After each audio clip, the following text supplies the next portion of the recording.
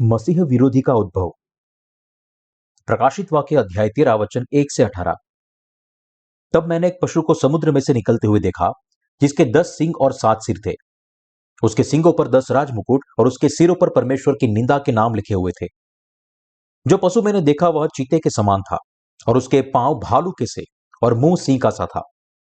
उस अजगर ने अपनी सामर्थ्य और अपना सिंहासन और बड़ा अधिकार उसे दे दिया। मैंने उसके सिरों में से एक पर ऐसा भारी घाव लगा देखा, मानो वह मरने पर है।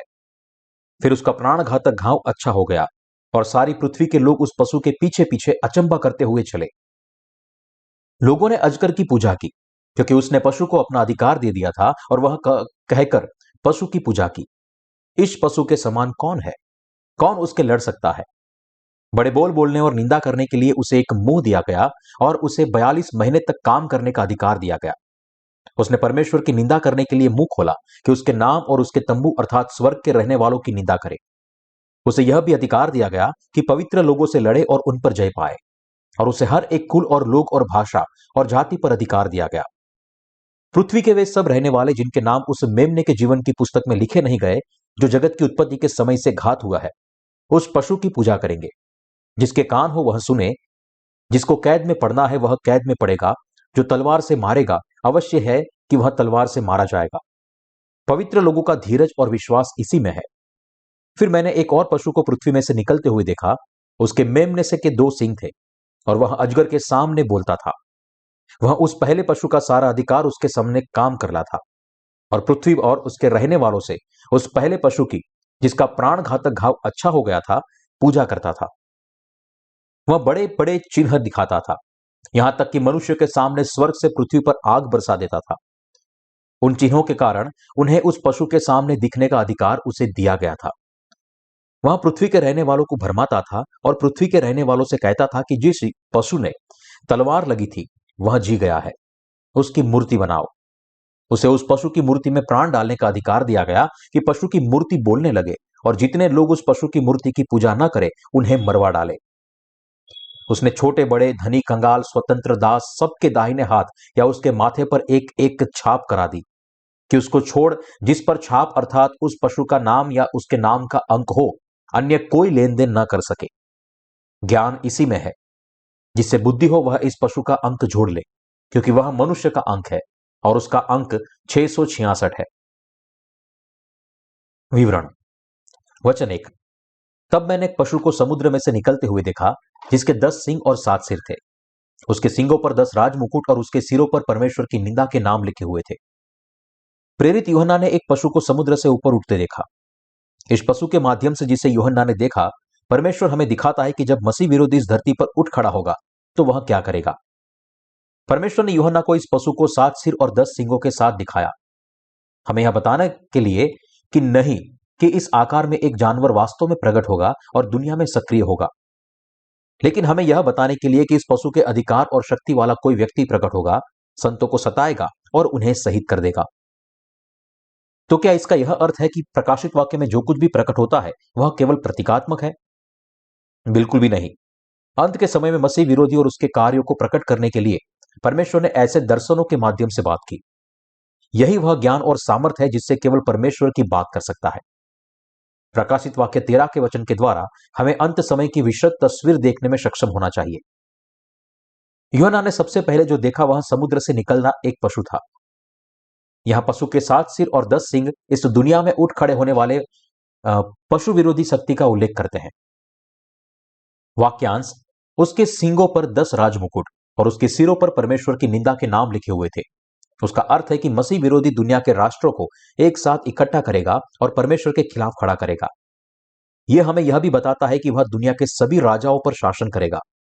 10 मुकुट उनकी जीत का उल्लेख करते हैं, और पशु के सिर पर परमेश्वर की निंदा के नाम उनके गौरव को दर्शाते हैं। भविष्य में विश्व पर संयुक्त राष्ट्रों का शासन होगा, जो एक ऐसी शासन प्रणाली का आधार होगा जो इस प्रकार एकीकृत राज्यों के सामान्य हितों का अनुसरण करती है। यह एकीकृत महाशक्ति एक विशाल बड़े राष्ट्रों की वास्तविकता दुनिया के सभी राष्ट्रों पर अपनी संप्रभुता और शासन का विस्तार करेगी, और अंत में जब वह इस धरती पर प्रकट होगी तो वह अंत में मसीह विरोधी के कार्यों को करेगी। वह परमेश्वर का शत्रु है जो शैतान की शक्ति के वेश में काम करता है। और शैतान का दास है। वचन 2, जो पशु मैंने देखा वह चीते के समान था और उसके पांव भालू के से और मुंह सिंह का सा था। उस अजगर ने अपनी सामर्थ्य और अपना सिंहासन और बड़ा अधिकार उसे दे दिया। यह वचन हमें बताता है कि मसीह विरोधी अपने प्रकट होने पर संतों और संसार के लोगों के साथ क्या करेगा। आने वाला मसीह विरोधी संतों के साथ एक ऐसी क्रूर हरकत करेगा क्योंकि उसने शैतान के इन कामों को करने का अधिकार और शक्ति प्राप्त की होगी। यह हमें दिखाता है कि जब मसीह विरोधी प्रकट होता है तो वह संतों के साथ कितना शातिर व्यवहार करेगा। यह दर्शाता है कि संत अपनी शहादत के साथ मसीह विरोधी से किस तरह के कष्ट सहेंगे। यह वचन हमें दिखाता है कि मसीह विरोधी कितना क्रूर है। वाक्यांश, उसके पांव भालू के से थे, यह दर्शाता है कि उसकी शक्ति कितनी विनाशकारी है। यह अजगर मूल रूप से परमेश्वर द्वारा बनाया गया एक स्वर्गदूत था जिसने परमेश्वर को उसके सिंहासन के लिए चुनौती दी थी। इस अध्याय में प्रकट होने वाला पशु उस व्यक्ति को संदर्भित करता है जिसने अजगर से अधिकार प्राप्त किया और जो परमेश्वर और उसके संतों के खिलाफ खड़े होने का कार्य करता है। शैतान स्वर्ग से निकाल दिया गया था, एक स्वर्गदूत था। अपनी शक्ति और अधिकार उस व्यक्ति को देगा जो परमेश्वर के विरुद्ध खड़ा होगा और उसे परमेश्वर और उसके संतों के विरुद्ध लड़ने और उसकी मृत्यु के लिए गुनहगार ठहराया जाएगा। शैतान की शक्ति प्राप्त किए हुए मसीह विरोधी भविष्य में परमेश्वर के लोगों और उस सारी मनुष्य जाति पर दुष्टता पूर्वक अत्याचार करेगा। वचन 3, मैंने उसके सिरों में से एक पर ऐसा भारी घाव लगा देखा मानो वह मरने पर है। फिर उसका प्राण घातक घाव अच्छा हो गया और सारी पृथ्वी के लोग उस पशु के पीछे पीछे अचंभा करते हुए चले। यह वचन हमें बताता है कि मसीह विरोधी 7 राजाओं में से एक के रूप में उभरेगा। मसीह विरोधी को पशु के रूप में बोला गया कि क्योंकि वह संतों के साथ पशुओं का व्यवहार करेगा। यहां परमेश्वर और संतों के दुश्मन एक ऐसे व्यक्ति के रूप में दिखाई देंगे जो अंत समय में मृत्यु की समस्या को भी हल करने में सक्षम है। जैसे अंत समय के बहुत से लोग मानते हैं कि वह उन सभी समस्याओं को हल करने में सक्षम है जो पृथ्वी को पीड़ित करती है, लेकिन वह परमेश्वर का दुश्मन है। यद्यपि वह सांसारिक लोगों को उसके सामने आत्मसमर्पण करवाएगा, अंत में वह परमेश्वर और उसके संतों के खिलाफ खड़े होने के कारण नष्ट हो जाएगा। वचन 4, लोगों ने अजगर की पूजा की क्योंकि उसने पशु को अपना अधिकार दे दिया था और यह कहकर पशु की पूजा की, इस पशु के समान कौन है, कौन इससे लड़ सकता है। यह हमें बताता है कि अजगर अपनी सारी सामर्थ उस व्यक्ति को दे देगा जो पशु सा कार्य करता है, जिसे वह अपना दास बना लेगा। इस वजह से दुनिया के सभी लोग अजगर को परमेश्वर समझेंगे, डर से कांपेंगे और उसकी पूजा करेंगे, क्योंकि इस समय इस धरती पर किसी भी राजा के पास उस तरह की शक्ति नहीं होगी जो जानवर के पास होगी। कोई भी उसे खुद को परमेश्वर और उसके देवता के रूप में घोषित करने से नहीं रोक पाएगा। जैसा कि अजगर पशु को महान सामर्थ देता है, हर कोई अजगर और पशु का सम्मान करेगा और बाद में अपने परमेश्वर के रूप में उसकी पूजा करेंगे। जब ऐसी महान शक्ति रखने वाला मसीह विरोधी प्रकट होता है तो जो लोग अंधकार को प्रकाश से अधिकार प्राप्त करते हैं वे उसका अनुसरण करेंगे, उसे अपने देवता के रूप में पूजेंगे और उसे ऊंचा उठाएंगे। वचन 5, बड़े बोल बोलने और निंदा करने के लिए उसे एक मुंह दिया गया और उसे 42 महीने तक काम करने का अधिकार दिया गया। पशु अजगर से 3 साल और 6 महीने के लिए अपने अभिमानी हृदय और गर्व के शब्दों को बोलने का अधिकार प्राप्त करेगा। इस पशु को इन 3.5 वर्षों के लिए इस दुनिया के संतों और लोगों को नुकसान पहुंचाने का अधिकार प्राप्त होगा। पशु जो कि मसीह विरोधी है, उसे 3.5 साल तक उन शब्दों को बोलने का अधिकार प्राप्त होगा जो परमेश्वर के खिलाफ खड़े होते हैं और उनकी कलीसिया की निंदा करते हैं। इस प्रकार सभी पापी इस पशु के सामने आत्मसमर्पण कर देंगे और अंत में पशु के साथ अपने विनाश में गिर जाएंगे। वचन 6, उसने परमेश्वर की निंदा करने के लिए मुंह खोला कि उसके नाम और उसके तंबू अर्थात स्वर्ग के रहने वालों की निंदा करे। पशु अजगर से अधिकार प्राप्त करने के बाद 3 साल और 6 महीने के लिए परमेश्वर उसके सभी स्वर्गदूतों और संतों की निंदा करेगा, उन्हें कोसेगा और उसकी अवहेलना करेगा। यह सब काम उसी के अनुसार किया जाएगा जो अजगर उसे करने के लिए कहता है। यहां हमें यह समझना है और विश्वास करना चाहिए कि शैतान का यह कार्य अर्थात पशु को 3.5 साल तक परमेश्वर की निंदा करने का अधिकार देना केवल परमेश्वर की अनुमति से ही संभव होगा। अनिवार्य रूप से मसीह विरोधी परमेश्वर और उसके लोगों की निंदा करने के लिए अस्तित्व में है। अजगर से अधिकार प्राप्त करने के बाद मसीह विरोधी महान क्लेश के पहले 3.5 वर्षों के लिए परमेश्वर और उसके लोगों के नाम की निंदा करेगा। वचन 7, उसे यह भी अधिकार दिया गया कि पवित्र लोगों से लड़े और उन पर जय पाए, और उसे हर एक कुल और लोग और भाषा और जाति पर अधिकार दिया गया। पशु को अजगर से संतों को मारने और संतों को शहीद करने का अधिकार प्राप्त होगा, और वहां सारे जगत पर राज करेगा, जिसे इस जगत में सबके ऊपर राज करने का अधिकार दिया गया है। मसीह विरोधी संतों को मार डालेगा, क्योंकि उसके लिए इस दुनिया पर शासन करने का एकमात्र तरीका संतों के खिलाफ लड़ना और उन पर जय प्राप्त करना होगा। मसीह विरोधी का सूत्रधार शैतान है, जो खुद एक निकाला हुआ स्वर्गदूत है, जो परमेश्वर की तरह खुद की आराधना करवाना चाहता था, और संतों का कत्ल करके वह नया जन्म प्राप्त नहीं किए हुए लोगों से खुद की आराधना करवाना चाहता था। क्लेश के इस समय में सभी संतों को मसीह विरोधी द्वारा सताया और शहीद किया जाएगा। वचन 8, पृथ्वी के वे सब रहने वाले जिनके नाम उस मेमने के जीवन की पुस्तक में लिखे नहीं गए, जो जीवन की उत्पत्ति के समय से घात हुआ है, इस पशु की पूजा करके। जब मसीह विरोधी इस पृथ्वी पर जय प्राप्त कर लेता है, तो उन सभी को छोड़कर जो पानी और आत्मा के सुसमाचार में विश्वास करके नया जन्म लेते हैं, अर्थात वे सभी जिन्होंने नया जन्म नहीं लिया, वे उसे अपने देवता के रूप में पूजेंगे। लेकिन मसीह विरोधी की पूजा केवल उन पापियों द्वारा की जाएगी जिनके नाम जीवन की पुस्तक में नहीं लिखे गए हैं। वचन 9, जिसके कान हो वह सुने। यह हमें बताता है कि जो कोई भी परमेश्वर के लोगों से संबंधित है, उसे शहीद होने के लिए अपने विश्वास को तैयार करना चाहिए, क्योंकि ये सभी चीजें ठीक वैसे ही पूरी होंगी जैसा पवित्र शास्त्र में लिखा है। वचन 10, जिसको कैद में पड़ना है वह कैद में पड़ेगा, जो तलवार से मारेगा अवश्य है कि वह तलवार से मारा जाएगा। पवित्र लोगों का धीरज और विश्वास इसी में है। परमेश्वर यहां कहते हैं कि वह उन लोगों के लिए भी वही मृत्यु और क्लेश लाएगा जो अंत के समय में नया जन्म प्राप्त करने वाले संतों को मारते हैं। संतों को मसीह विरोधी और उनके अनुयायियों द्वारा मार डाला जाएगा, क्योंकि क्लेश के पहले 3.5 वर्ष बीत जाएंगे। लेकिन उन सभी के लिए जिन्होंने इस प्रकार संतों को मार डाला होगा, परमेश्वर और भी अधिक क्लेश और कष्टों को उनके लिए लाएगा। ऐसे में सभी संतों को अपने दिलों को एकजुट करना चाहिए, प्रभु के वचन में अपने विश्वास के साथ इन कठिन क्लेशों को दूर करना चाहिए और अपनी शहादत को गले लगाकर परमेश्वर की महिमा करनी चाहिए। वचन 11, फिर मैंने एक और पशु को पृथ्वी में से निकलते हुए देखा। उसके मेमने के से 2 सींग थे और वह अजगर के समान बोलता था। यहां हम पहले पशु को नहीं बल्कि दूसरे पशु को देखते हैं। दूसरा पशु भी अजगर की तरह सोचता और बोलता है। वह न केवल यह सोचता है कि वह अजगर की तरह है, बल्कि अपने कार्यों को इसी विश्वास के आधार पर वह संतों को और भी अधिक शातिर तरीके से सताता है। यह पशु मसीह विरोधी का भविष्यवक्ता है। वचन 12, वह उस पहले पशु का सारा अधिकार उसके सामने काम में लाता था, और पृथ्वी और उसके रहने वालों से उस पहले पशु की, जिसका प्राण घातक घाव अच्छा हो गया था, पूजा करावा था। दूसरा पशु, जिसे पहले पशु ने शक्ति दी थी, पहले पशु की पूजा करेगा, और जो कोई भी इस धरती पर रहता है उससे भी उसकी पूजा करवाएगा। उनका काम पहले पशु की मूर्ति बनाना और सभी से परमेश्वर की तरह उसकी पूजा करवाना होगा। इस काम के कारण पहला पशु और वह परमेश्वर की तरह सभी लोगों की पूजा का पात्र बन जाएगा। यह उसका स्वभाव है और शैतान का सच्चा व्यक्तित्व है। वचन 13, वह बड़े बड़े चिन्ह दिखाता था, यहां तक कि मनुष्यों के सामने स्वर्ग से पृथ्वी पर आग बरसा देता था। जैसे ही शैतान इस पृथ्वी पर मनुष्यों की दृष्टि में बड़े चमत्कार करेगा, वह बहुत से लोगों को धोखा देने में सक्षम होगा, यहां तक कि उसके पास स्वर्ग से पृथ्वी पर आग उतारने की सामर्थ भी होगी।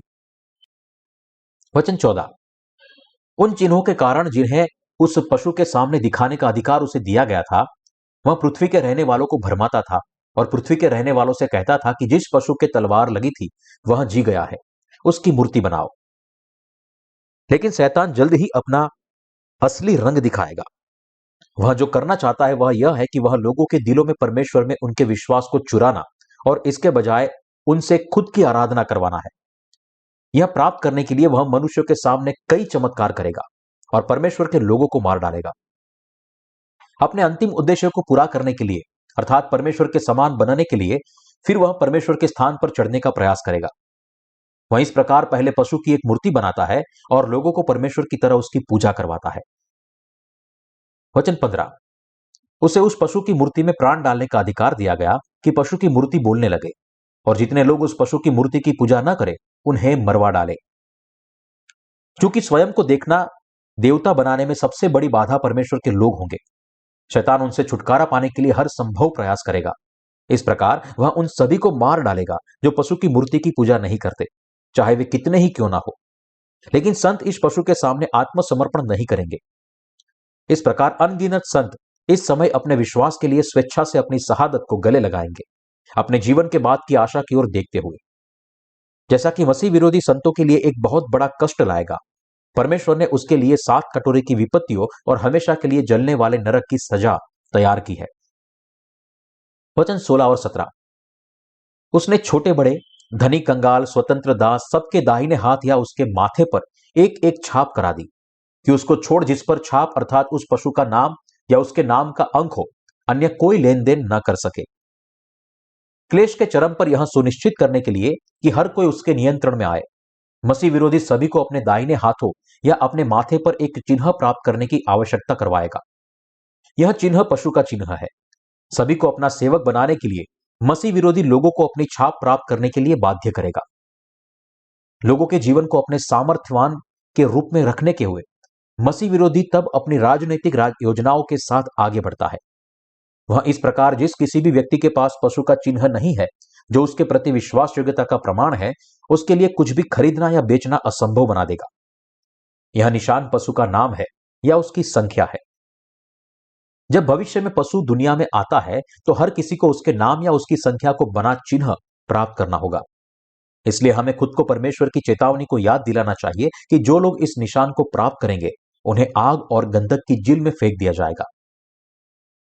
वचन 18। ज्ञान इसी में है, जिसे बुद्धि हो वह इस पशु का अंक जोड़ ले, क्योंकि वह मनुष्य का अंक है, जो उसका अंक 666 है। पशु की संख्या 666 है। संक्षिप्त में इसका मतलब है कि पशु परमेश्वर के बराबर होने का जोर देता है। क्या कोई संख्या है जो दर्शाती है कि मनुष्य ईश्वर है? इस तरह के अर्थ वाली एक संख्या मसीह विरोधी की संख्या है। जैसे संत यह चिन्ह प्राप्त नहीं कर सकते, क्योंकि केवल त्रिएक परमेश्वर ही हमारे लिए सच्चा परमेश्वर है। संतों को प्रभु में अपने विश्वास के साथ शैतान पर जय प्राप्त करनी चाहिए और परमेश्वर की महिमा करनी चाहिए। यह सबसे अच्छा विश्वास और आराधना है जिसके द्वारा संत परमेश्वर की सारी महिमा दे सकते हैं। आइए हम अपने विश्वास से जीत प्राप्त करें। मुख्य शब्दों का विवरण। अध्याय 13 का विषय मसीह विरोधी और शैतान का प्रकट होना है। उनकी उपस्थिति के साथ संत एक आत्मिक लड़ाई में शामिल होंगे, जिसमें उनके पास मसीह विरोधी द्वारा शहीद होने के अलावा कोई विकल्प नहीं होगा। मसीह विरोधी शैतान का सेवक है, वही जो संतों को सताएगा और उन्हें शहीद कर देगा। वर्तमान युग में रहते हुए दुनिया के सभी मसीहियों और गैर मसीहियों को समान रूप से प्रकाशित वाक्य के वचन को जानना चाहिए। प्रकाशित वाक्य का अध्याय 13 भविष्यवाणी करता है कि एक समय आएगा जब शैतान मसीह विरोधी को परमेश्वर की तरह मूर्तिमान करेगा। शैतान दुनिया के राजनीतिक रूप से शक्तिशाली अगुओं में से एक को महान अधिकार देगा और उसे परमेश्वर और उसके संतों के खिलाफ खड़ा करेगा। विशेष रूप से मसीह विरोधी खुद को परमेश्वर के रूप में पूजा करवाएगा और परमेश्वर का सामना करेगा। हर कोई, जिसमें परमेश्वर के लोग भी शामिल है, मसीह विरोधी द्वारा लाए गए क्लेशों और सतावों से बहुत पीड़ित होंगे। मुख्य भाग हमें दिखाता है कि मसीह विरोधी की छवि शैतान के जीवन की सांस प्राप्त करने के बाद ऐसे बोलती थी जैसे कि वह जीवित हो। साथ ही लोगों को नुकसान पहुंचाने का अधिकार रखता है। जिन्होंने नया जन्म प्राप्त नहीं किया है, वे इस प्रकार उसके सामने आत्मसमर्पण कर देंगे और उसके सेवक बन जाएंगे। दूसरी ओर वे सभी जो शैतान की मूर्ति की पूजा नहीं करते हैं, चाहे वे कितने ही क्यों ना हो, मार दिए जाएंगे। शैतान सभी को उनके दाहिने हाथों या माथों पर अपना निशान या उसकी संख्या प्राप्त करने के लिए भी बाध्य करेगा। हम सभी को अपने विश्वास को पहले से तैयार करना चाहिए और पहले प्रकाशित वाक्य 13 में प्रकट किए गए इस वचन के अर्थ को समझने और विश्वास करने के द्वारा भविष्य में अपने विश्वास के साथ शैतान के विरुद्ध लड़ना और उस पर जय प्राप्त करना चाहिए। आज के परमेश्वर के लोगों को प्रकाशित वाक्य के इस वचन से सीखकर और उस पर विश्वास करके और उस प्रकार मसीह विरोधी के खिलाफ मजबूती से खड़े होकर और उस पर जय प्राप्त करके प्रभु की महिमा करनी चाहिए। नरक की उत्पत्ति। हमें पहले यह जानना होगा कि नरक क्यों होना चाहिए और यह अस्तित्व में क्यों है। नरक शैतान के लिए तैयार किया गया स्थान है। बाइबल हमें बताती है कि वह शुरू से ही शैतान नहीं था, बल्कि परमेश्वर द्वारा बनाए गए स्वर्गदूतों में से एक था। लेकिन परमेश्वर को अपने गर्व से चुनौती देकर यह स्वर्गदूत उसके पाप की कीमत के लिए शैतान बन गया और नरक वह जगह है जिसे परमेश्वर ने उसे कैद करने के लिए बनाया था। परमेश्वर अपने खिलाफ खड़े शैतान और उसके अनुयायियों को सजा देने के लिए नरक बनाया। यशायाह अध्याय 14 वचन 12 से 15 बताता है कि कैसे यह स्वर्गदूत शैतान बना। हे भोर के चमकने वाले तारे, तू कैसे आकाश से गिर पड़ा है। तू जो जाति जाति को हरा देता था, तू अब कैसे काट कर भूमि पर गिराया गया है। तू मन में कहता तो था, मैं स्वर्ग पर चढ़ूंगा, मैं अपने सिंहासन को ईश्वर के तारणहार के अधिक ऊंचा करूंगा और उत्तर दिशा की छोर पर सभा के पर्वत पर बिराजूंगा। मैं मेघों से भी ऊंचे ऊंचे स्थानों के ऊपर चढ़ूंगा, मैं परम प्रधान के तुल्य हो जाऊंगा। परंतु तू अधोलोक में उस गड्ढे की तह तक उतारा जाएगा। यह स्वर्गदूत जो स्वर्ग में परमेश्वर के विरुद्ध खड़ा था, उसने परमेश्वर के सिंहासन की लालसा की। यह देखकर कि केवल परमेश्वर ही उसके ऊपर था, उसने परमेश्वर को बाहर निकालने और उसके सिंहासन पर बैठने की कोशिश की, और इस असफल विद्रोह के परिणाम स्वरूप वह स्वयं परमेश्वर द्वारा स्वर्ग से निकाल दिया गया और अंत में शैतान बन गया। बाइबल उन स्वर्गदूतों का भी उल्लेख करती है जिन्होंने इस विद्रोह में दुष्ट आत्माओं के रूप में शैतान का अनुसरण किया था। जो प्राणी परमेश्वर के विरुद्ध हो गए थे, उन्हें उसका न्यायपूर्ण दंड देने के लिए परमेश्वर ने इस स्थान को नरक कहा। हालांकि ऐसा प्रतीत हो सकता है कि शैतान अंतहीन रूप से परमेश्वर को चुनौती देता है और उसके कार्यों की निंदा करता है। जब पानी और आत्मा का सुसमाचार सभी को सुनाया जाता है, तो शैतान अंत में 1000 वर्षों के लिए अथाह गड्ढे में बंधा जाएगा।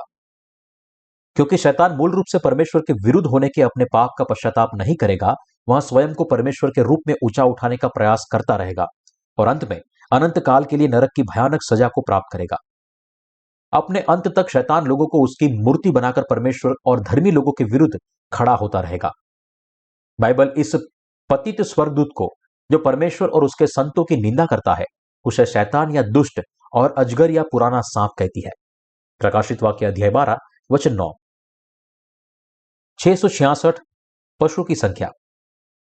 परमेश्वर अंत में शैतान को उसके कारागार में बंद करेगा, लेकिन इससे पहले कि वह नरक में कैद हो, शैतान लोगों को उनके दाहिने हाथों या माथे पर 666 का चिन्ह, उनका नाम और संख्या प्राप्त करवाएगा।